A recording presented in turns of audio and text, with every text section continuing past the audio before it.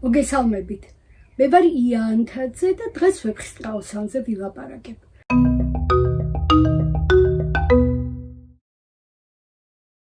სანამ მთავარ სათქმელზე გადავალ, გთხოვთ რომ გამოიწეროთ ჩვენი, ზღარბის არხი.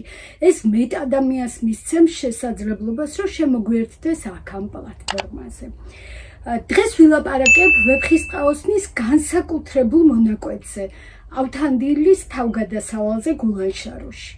გულანშარო ის ადგილია, სადაც ავთანდილი თავის მთავარ მიზანს მიაღწევს. ნესტან დარეჯანის ამბავს მოისმენს და მის ადგილსამყოფელსაც გაარკვევს. მაგრამ ისევე როგორც ტარიელს, ავთანდილსაც დასჭირდება თავისი ვინაობის და ცხოვრების წესის შეცვლა იმისთვის, რომ საიდუმლოს მიაგნოს. საიდუმლო არ დევს ზედაპირზე, რომ მიხვიდე და აიღო. როგორც ტარიელია იძულებული, რომ სამეფო პალატები გაცვალოს დევების გამოქვაბულზე, ასევე ავთანდილიც სპასპეტის და რაინდის სტატუსს ცვლის ვაჭრის სტატუსზე, თავს დაიმდაბლებს, სხვა ადამიანად გარდაისახება, რომ დადგეს იმ ადამიანების დონეზე, ვისაც შეუძლია, რომ მას გაანდოს საიდუმლო როგორც თავისიანს. როდესაც ლიტერატურული გმირი საკუთარი ნებით გარდაისახება სხვად და ამ გარდასახულის სახით ჩადის სტატუსით დაბალ საფეხურზე, მხოლოდ ამ შემთხვევაში შეუძლია იმ კუთხე კუნჭულში შეაღწიოს, რომელიც მისთვის აბსოლუტურად შეუვალია თავისი რეალური ვინაობით და რეალური სტატუსით. ჩვენთვის ახლობელი მაგალითით რომ დავიწყოთ, გაგახსენებთ ზვიად გამსახურდიას რომანს დიდოსტატის მარჯვენას და ამ რომანის გმირს მეფე გიორგის, რომელიც პერიოდულად ჩვეულებრივ სამოს ჩაიცვამს ხოლმე და ქუჩაში გადის. იმისთვის რომ იქ მიიღოს ის სიმართლე, იქ გაიგოს ის ამბები, რომელსაც სასახლეში თავისი სტატუსით ის ვერასდროს ვერ გაიგებდა. უბრალოდ სასახლეში როგორც მეფეს მას იმ ამბებზე, იმ სიმართლეზე ხელი არ მიუწვდებოდა, რასაც ის ქუჩაში მოისმენს. ახლა მინდა რომ ძალიან მოკლედ გავიხსენოთ ახალი წელთაღრიცხვის მეორე საუკუნის რომაელი მწერლის ლუციუს აპოლეიუსის რომანი ოქროს ვირი. ამ რომანში ახალგაზრდა კაცი გადაწყვეტს მხოლოდ და მხოლოდ ცნობის მოყვარების გამო, რომ ცოტახნით ჩიტად გადაიქცეს ჯადოსნობით, მაგრამ სამწუხაროდ შეეშლება მალამო და იმის მაგივრად რომ ჩიტი გახდეს, გახდება ვირი. და კი არის თან ვირი, მაგრამ თან ადამიანადაც რჩება, იმიტომ რომ ესმის ყველაფერი, ფიქრობს, აზროვნებს ჩვეულებრივ, ოღონდ ეგ არის რომ ლაპარაკი არ შეუძლია და ვერავის ვერაფერს ვერ აგებინებს. ვირისთვის საკმარისია რომ ვარდი შეჭამოს იმისთვის რომ ისევ ადამიანის სტატუსში დაბრუნდეს. მაგრამ მთელი რომანიც ამაზეა, როგორ გაუჭირდება ამ ვირს რომ მიაგნოს ვარდს, რომელიც მას ისევ ადამიანად გადააქცევს.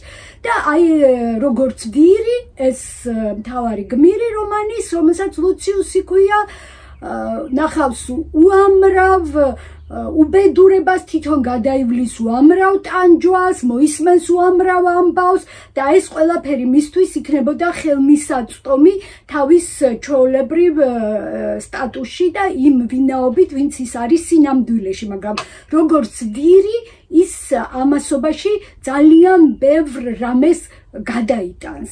მანამ სანამ ქალღმერთის სელენა ბოლოს და ბოლოს შეისმენს მის ვედრებას და მოულენს ვარდს.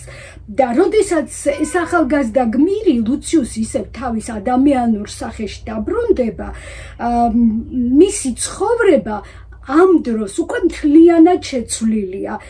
კარიერულადაც წინ წავა და სელენას ქურუმიც გახდება. ესე იგი ის თავგადასავალი, რაც მან გაიარა ვირის სტატუსში, ახალგაზრდა გმირს დაეხმარება პიროვნული ჩამოყალიბების გზაზე, შეძენს დიდ სიღრმეს, სულიერებას და ამავდროულად მოუტანს კარიერულ წარმატებასაც. ეს არის მხატვრული ტექსტის ძალიან მყარი ფორმულა, როდესაც გმირი საკუთარი ნებით მაღალ სტატუსს შეცვლის დაბალ სტატუსზე, ამავე დროს რა თქმა უნდა შეიცვლის ვინაობას და არსებობს აი ამ სხვა ვინაობით და სხვა სტატუსით, როგორც წესი მას ელოდება ხოლმე ძალიან დიდი განსაცდელი. ფაქტობრივად ეს არის დედამიწიდან როსადღაც ჯოჯოხეთში ჩახვიდე და შემდეგ ისევ უკან დაბრუნდე და ამ დროს გმირი უბრუნდება თავის თავს შეცვლილი პიროვნულადაც, ფუნქციურადაც და კარიერულადაც საკუთარ თავზე აღმატებული. ახლა დაუბრუნდეთ ვეფხისტყაოსანს და ავთანდილს, რომელიც ნესტან დარეჯანის ძებნაში, ესე იგი მოგზაურობს დედამიწის ზურგზე და სადღაც ზღვის პირას წააწყდება ბაღდადელ ვაჭრებს დიდი ქარავნით და ეკითხება მათ ამბავს. ისევ როგორც ყველას ეკითხება მათ ამბავს და ნესტან დარეჯანის ამბავს. აი ეს ვაჭრები ეუბნებიან, რომ ვიცითო, გავიგეთო, რომ ესე იგი ზღვაში არიან საშინელი მეკობრეები და ვეღარ გადაგვიწყვეტია წინ წასვლა და უკან დაბრუნებასაც ესე ადვილად ვერ წყვეთთო და ამიტომ ვართ აქ გაჯჯასში და საგონებელში ჩავარდნილებიო. მათ ავთანდილი ეტყვის, თქვენ სისხლს მე მივინდობო. ზუსტად ამ სიტყვებით ეუბნება და პირობას მიცემს, რომ მარტო გაუმკლავდება მეკობრეებს. ვაჭრები დაუჯერებენ უსიტყვოდ და მიენდობიან მას და მასთან ერთად გააგრძელებენ გზას შევლენ ზღვაში. ავთანდილი ზღვაზე დიდ ბრძოლას გადაიტანს მეკობრეებთან, მეკობრეებს დაამარცხებს პიწმინდა და მათგანს წამოიღებს. ჩვენ აქ ავთანდილს პირველად ხედავთ როგორც მეომარს და ზღვაზე ბრძოლაც აი ეს ერთხელ არის აღწერილი ვეფხისტყაოსანში, ამიტომ ეს ეპიზოდი ძალიან დაწვრილებით არის ამბობი და ეს ერთხელ კიდევ ვახსენე წინა გადაცემაში. რაც ძალიან მნიშვნელოვანი მგონია და რაც არის ამ ეპიზოდის მთავარი აქცენტი, ვაჭრები აქებენ ავთანდილის გულოვნობას, მაგრამ ავთანდილი მათ მრავალჯერ უხსნის და უსაბუთებს, რომ თვითონ არაფერ შუაშია, მთავარი არის ღვთისნება და ღვთისთანადგომა. ამას ვაჭრებს ორჯერ ეუბნება მანამ სანამ ბრძოლა დაიწყება და შემდეგ ერთხელ კიდევ უფრო ვრცლად უხსნის უკვე ბრძოლის გადახდის შემდეგ და აი ამ ორ ეპიზოდს შორის ჩნდება თვითონ რუსთაველის მთხრობელი და პიროვნულად ემოწმება თავის გმირს, რომ დიახ, ვინ იქნება გამარჯვებული, ამას ადამიანის ძალა კი არ წყვეტს, არამედ ამას წყვეტს ღმერთის ნება. ამ ეპიზოდში ღმერთის თანადგომის ბევრჯერ ხსენება აუცილებლად მიმაჩნია იმისთვის, რომ და ეს ადვილი მისახვედრია, თუ როგორ ახერხებს ავთანდილი მარტო რომ ამ ბრძოლაში გამოცდილ მეკობრეებს აჯობოს და დაძლიოს ისინი პირწმინდა დახოცოს და მეორე მაინც მთავარი არის ის, რომ ავთანდილის თვის ღმერთის თანადგომა, ავთანდილის გვერდით ღმერთის ყოფნა, მისი ნება რომ დაეხმაროს გმირს, ჩვენ კიდევ გამოგვადგება და დაგვჭირდება შემდეგ ეპიზოდში, სადაც უნდა ვიგულისხმოთ, რომ როგორც ბრძოლაში იყო ღმერთის ნება მის გვერდით, ასევე იმ შემდეგ ნაბიჯებში, რომელსაც ავთანდილი გადადგამს, ყველაფერი მოხდება ღმერთის ნებით და ღმერთის თანადგომით. ავთანდილი უარს ამბობს იმ განძზეც, რომლებიც მეკობრებისგან წამოიღეს და იმ განძზეც, რომელსაც მადლიერების ნიშნად ვაჭრები მას თავაზობენ, ეუბნება, რომ აბსოლუტურად არაფერში ეს განძი მე არ მჭირდება, მჭირდება თქვენგან ერთი დახმარება. მინდა რომ ჩემი ჭაბუკობა დამალოთ და მინდა რომ თქვათ, რომ მე ვარ თქვენი ქარავნის უფროსი და ასე გავაგრძელოთ გზა. რა თქმა უნდა, დიდი სიამოვნებით დათანხმდებიან და ავთანდილი თავის ქარავნით, ასე ვთქვათ, ესე მიადგება გულანჩაროს ზღვათა სამეფოს ზღვისპირა ქალაქს. ეხლა სანამ თხრობას გავაგრძელებ, მინდა რომ რამდენიმე სიტყვა გითხრათ ზღვათა სამეფოზეც და გულანჩაროზეც. ზღვათა სამეფოს ორი ნიშანი განსაზღვრავს თავიდანვე. პირველი ეს არის მისი დასახელება, ვიცით რომ ზღვა არის ურჩხულების სადგომი და ეს არის ქვენა ინსტინქტების საუფლო და ამიტომ ზღვათა სამეფო ვერ იქნება ხა სულიერების ცენტრი. ჩვენ ნახავთ რომ ამ ქვეყანაშიც ქვენა ინსტინქტები ბატონობს ისევე როგორც ზღვაში და მეორე ნიშანი რაც განსაზღვრავს სხვათა სამეფოს თავიდანვე არის ის რომ აი საკრალიზაციის იმ ვექტორზე რომელზეც ჰორიზონტალურ ვექტორზე მოძრაობს ავთანდილი ხო ზღვათა სამეფო არის ბოლოს წინა ქალაქი ქვეყანა ანუ ქაჯეთის ქვეყნის წინ მდებარე ქვეყანა აი ამ ვექტორზე და ამიტომ ამის გამოც რა თქმა უნდა ის ვერ იქნება ახლა სულიერების სამშობლო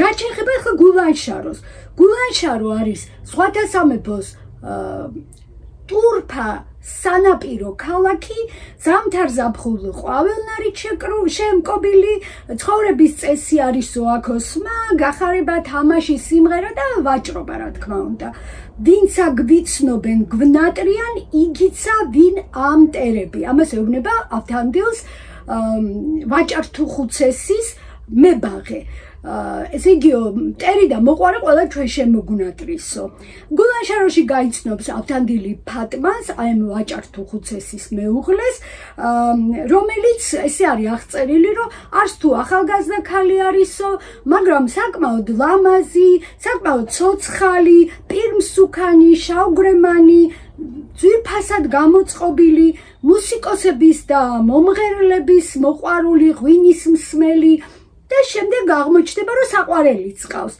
და მოგვიანებით ავთანდილს ესე უხსნის თავისი ოჯახის დრამას რომ ჩემ ქმარსო იმიტომ ავჯეროარო რომ ძალიან გამხდარი და უშნო არისო ხო და აი ეს ლამაზი განებივრებული ქალი გადაწყვეტს რომ ვაჭართა ქარავნის უფროსი არის მეტისმეტად ლამაზი და მიმზიდველი მამაკაცი მის გარეშე სიცოცხლეს ფაქტობრივად აზრი აღარ აქვს და ჭოჭმანის შემდეგ მიწერს ამ ვაჭართა ქარავნის უფროს ანუ ავთანდილს სატრფიალო წერილს მე ადრე გიამბეთ როგორ ჭოჭმაობდა ავთანდილი იმასთან დაკავშირებით თუ რა პასუხი გაეცა ფატმანის წერილზე და აწონდა თავისი მდგომარეობა თავისი მიზნები და ბოლოს გადაწყვიტა რომ ამ ქალთან სიახლოვე მისთვის არის საჭირო მიზნის მისაღწევად და საპასუხო სატრფიალო ბარათი გაუგზავნა და შემდეგ ჩვენ ვნახავთ რომ ეს გადაწყვეტილება რომ ფატმანთან სიახლოვე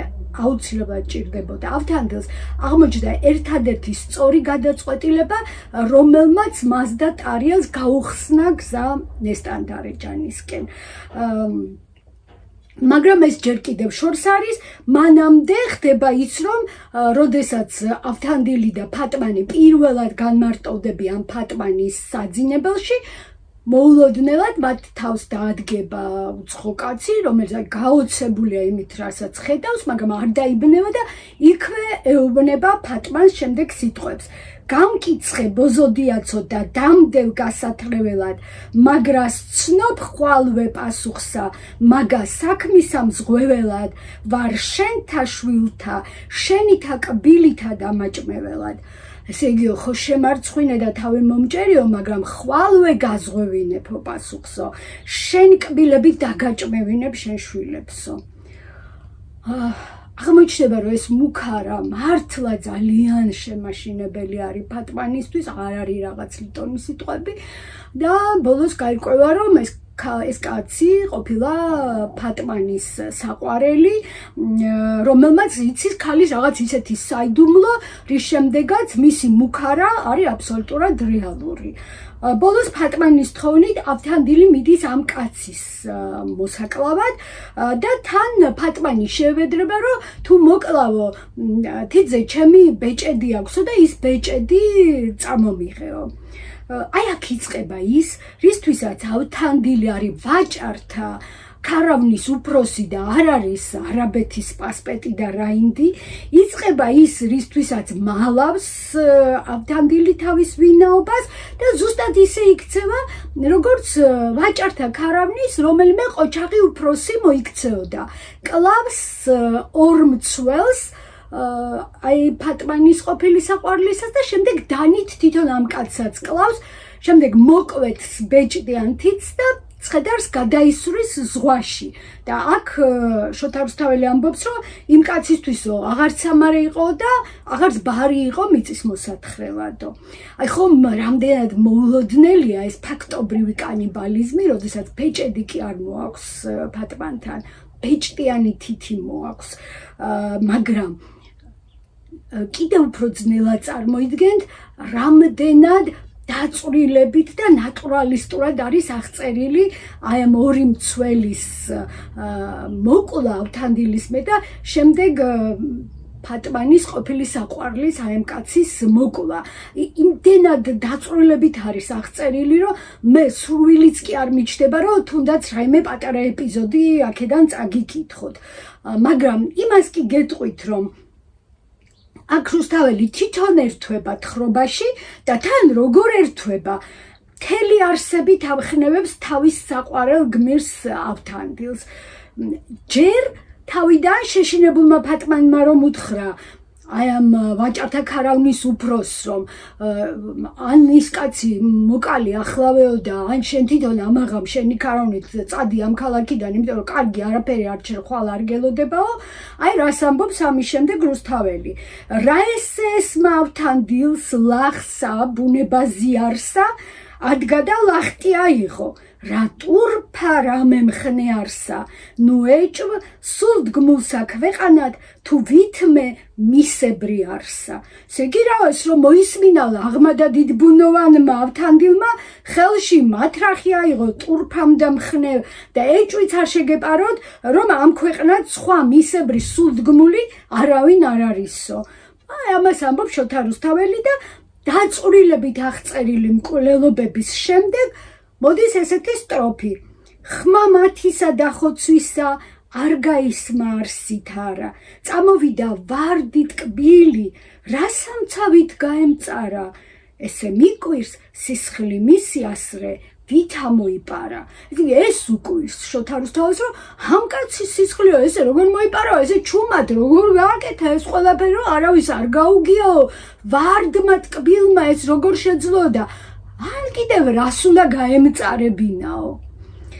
აი ამის შემდეგ მინდა გითხრათ რომ როგორც თავის დროზე ოქროს ვირში ლუცეუსი იყო ვირი და იმავდროულად იყო ადამიანი, იმავდროულად იყო ლუცეუსი, რომელიც რეფლექსიას ახდენდა იმის, რასაც ხედავდა, რასაც ისმენდა, ხო? ასევე რუსთაველი ამ თავისი ფაქტობრივად უპრეცედენტო თანადგომით გვეუბნება, რომ მაშინ, როდესაც კვლელობებს ჩაიდენს ვაჭართა ქარავნის უფროსი, ის იგივე ავთანდილია. ის იგივე ის ადამიანია, რომელსაც წარმართავს ღმერთის ნება და მეც მის გვერდით ვარ. იმიტომ რომ მას აქვს მიზანი და მიზნის მისაღწევად ის აკეთებს ყველაფერს, არაფრის წინაშე უკან არ იხევს. აი ამას გვეუბნება ფაქტობრივად ვეფხისტყაოსნის ავტორის ესეთი თანადგომა ამ ძალიან საჩოთირო ეპიზოდში. როგორც ბეჭედი მოთხოვა ფატმანმა თავის ახალ საყვარელს იმისთვის რომ დარწმუნებულიყო რომ ძველი საყვარელი მკვდარია, რა თქმა უნდა ბეჭედი არაფერში არ აინტერესებდა, უბრალოდ არენდობოდა სიტყვაზე და ამიტომ თუ კი ბეჭედს მოუტანდა, მისთვის ცხადი იქნებოდა რომ მართლა მოკლა ეს კაცი და დაწყლებებოდა. და ასევე ვაჭართა წესზე ჩააბარა ანგარიში ავთანდილმა ფატმანს. ხო ვიცით ავთანდილის ბუნება, ხო? და ამიტომ ასე ეუბნება რომ მოუკალიო ის კაციო, აგერ შენი მსახური მყავს მოწმეთ თუ გინდა ღმერთი დააფიცეო. აგერ არის მისი თითი ბეჭდიანი და აგერ არის სისხლიანი დანაო. და მხოლოდ ამის შემდეგ ავთანდილი ცდილობს რომ გაარკვიოს რა იყო ის საიდუმლო, რისი გაცემისაც ასე ძალიან ეშინოდა ფატმანს და სწორედ ამის შემდეგ ფატმანი უამბობს ესე იგი იმ მთვარე ქალის ამბავს, რომელიც კიდობნით ზღვიდან გამოიყვანა ორმა ზანგმა მონამ, შემდეგ ფატმანის მონებმა ეს მონები დახოცეს და ქალი მას მოუყვანეს, როგორი იყო ეს ქალი უამბობს, როგორ მისთვის არაფერი არ დაუშურები, არც სიყვარული, არც სითბო, არც ზრუნვა და ბოლოს არც თვალმარგალიტი უძვირფასესი, როცა ჩათვალა, რომ ეს იყო საჭირო. და ამიტომაც პოემაში ნესტანდარეჯანი ორჯერ უწოდებს ფატმანს დედისამჯობ დედას. ერთხელ როცა პირველად მოხვდება მასთან და მეორედ როდესაც ქაჯეთის ციხიდან დაბრუნდება და აქვე შეგახსენებთ, რომ ფატმანის დედა ინდოეთის მეფის ცოლი, მეუღლე, დედოფალი ნაწარმოებში არის აბსოლუტურად უფუნქციო. ის არსებობს მხოლოდ იმისთვის, რომ ინდოეთის მეფე მისი მეუღლე რამეს რო იტყვის, მანაც დაამოწმოს და იმდენად უფუნქციო არის ეს ადამიანი, რომ შოთა რუსთაველი მის სახელსაც კი არ გვეუბნება, არ ვიცით რა ქვია ნესტანის დედას და სამაგეროდ ფატმანი ნესტანისთვის არის დედისამჯობი დედა და მართლაც მთელ ზღვათა სამეფოში, ვისაც შევხვდებით, გულანშარო იქნება თუ სხვა, ყველაზე კეთილშობილი ადამიანი მათ შორის არის ფატმანი და ჩვენ ამაში მალე დავწმუნდებით. მაგრამ ის ფაქტი, რომ ნესტანის ტყვეობა არ დამთავრდა გულანშაროში და ის დამთავრდა ქაჯეთის ციხეში, მოხდა მხოლოდ და მხოლოდ იმიტომ, რომ ამ ტურფა ქვეყანაში და ამ ტურფა ქალაქში სინამდვილეში ცხოვრობენ ძალიან ორპირი, მოღალატე და მზაკვარი ადამიანები და ამის შესახებ მე გავაგრძელებ საუბარს შემდეგ გადაცემაში, მაშინ კიდევ დაუბრუნდები იმ საკითხს, თუ რას ნიშნავდა ავთანდილის გადაცმა და გარდასახვა, რა სამყაროში მოხდა სინამდვილეში ისეთში, სადაც თავისი სტატუსით, თავისი ნამდვილი ვინაობით ის ვერასდროს ვერ გახდებოდა ფატმანის შინაური და ვერც მის საიდუმლოს ვერ გაიზიარებდა. დღეს ამით დაგემშვიდობებით და დაველოდები მეც თქვენთან ერთად შემდეგ ხუთშაბათსვე გეტყვით კონკრეტულად რა საიდუმლო იცოდა ისეთი ფატმანის საყვარელმა მის შესახებ, რის გამოც მისი მუქარა იყო მომაკვდინებლად საშიში ფატმანისთვის. აი ამას ყველაფერს გიამბობთ შემდეგ ხუთშაბათს. მანამდე გადაცემის ბოლოს კიდევ ერთხელ გთხოვთ, რომ გამოიწეროთ ჩვენი ანუს ღარბის არხი და რა თქმა უნდა ტრადიციულად ძალიან დიდი მადლობა იმისთვის, რომ ჩემთან ერთად ხართ.